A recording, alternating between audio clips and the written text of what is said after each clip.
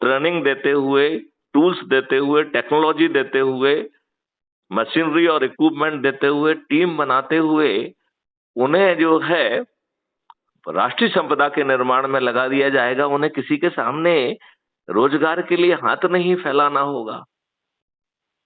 लेकिन क्या ऐसा तंत्र हमारे राजनेता हमको देंगे, जिन्होंने इस अवसर में 3 जो है कानून बनाए हैं और वो old wine in the new bottle हैं। 1 मिनट के लिए भी लज्जा नहीं आई कि ये समय है कि अंग्रेजों ने जो कानून बनाए थे उनकी आत्मा बदली जाए। जो क्राइम फ्री भारत का already concept government of India ने 2019 में ग्राह्य कर लिया था, और आज ही में मैं जिसका नोडल ऑफिसर हूं, वो 5 सर्टेनिटी इन कानूनों में क्यों जो है ना निहित नहीं की गई? ये तो